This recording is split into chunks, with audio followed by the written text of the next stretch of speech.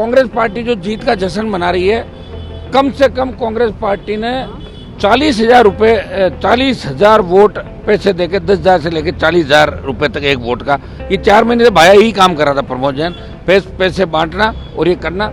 और जो वोट हमारी तरफ आ रहा था उस वोट को उन्होंने खरीद फरोख्त की। भारतीय जनता पार्टी की भी जंग वहाँ आपको देखने को मिली कि वसुंधरा अलग थलग थी, दूसरे जो लोग थे वो बीजेपी को हराने के अंदर भाया के साथ लगे हुए थे।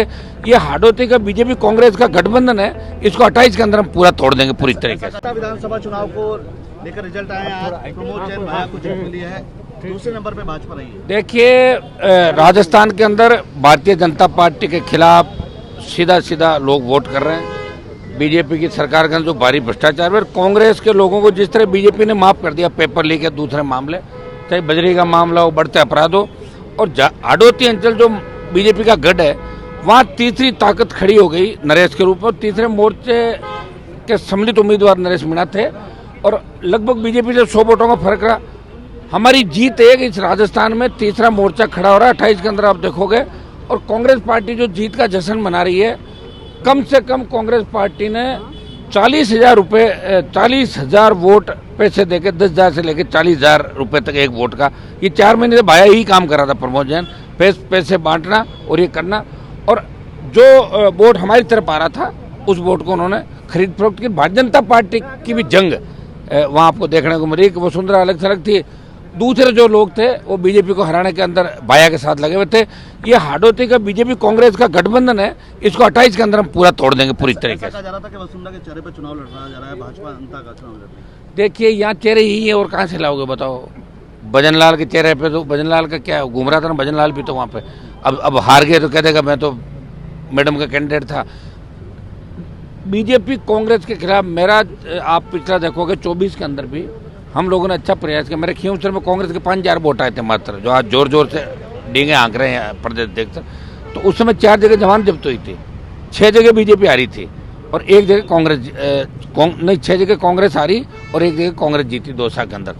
तो लोग यहाँ कांग्रेस बीजेपी को पसंद नहीं कर रहे हैं, लोग यहाँ तीसरी ताकत को खड़ी करना चाहते हैं। मैं SC ST OBC जो शोषित पीड़ित तबका है, सर्व समाज को आगे लेकर हम बढ़ेंगे, पंचायत चुनाव लड़ेंगे।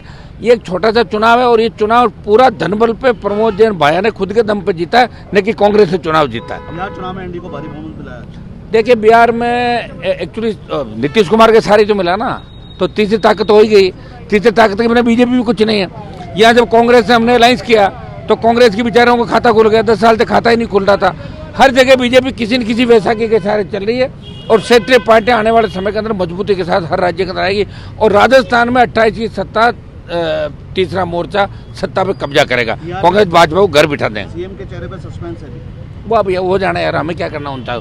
हमारा बिहार से अभी कोई लेना देना नहीं। अच्छा, अमित मालवीय ने एक बयान दिया, उन्होंने कहा है कि कांग्रेस को जो राहुल गांधी है उनको एक रिकॉर्ड मेडल मिलना चाहिए हार का। ये किसने कहा? अमित मालवीय ने। अच्छा, तो देखिए, राहुल गांधी ने बहुत टाइम दिया बिहार के अंदर और जिस तरह कांग्रेस की फजीती हुई है, कांग्रेस के अंदर भी अब इनको, कांग्रेस के अंदर जो ढंग के लोग हैं वफादार लोग, उनको अब तो इंडिया अलायंस के अंदर उनके साथ हैं, उनके साथ ही खड़े हैं। लेकिन दुर्भाग्य है कि जो आज बिहार के अंदर स्थिति हुई, इनका बड़बड़ा जो बड़बड़ापन था वो सामने आया। ये कह रहे थे कि हम जीतेंगे, ये करेंगे, वो करेंगे, और वोट चोरी को मुद्दा भी बनाया, लेकिन वहाँ दाल नहीं गली। निश्चित रूप से ये कांग्रेस के लिए और सारे विपक्ष के लिए सोचने की बात है, आखिर क्यों कि 50 से नीचे सीटें आ गई। बहुत बड़ी बेइज्जती हुई बिहार में कांग्रेस पार्टी की और दूसरे दलों की जो इंडिया अलायंस के थे।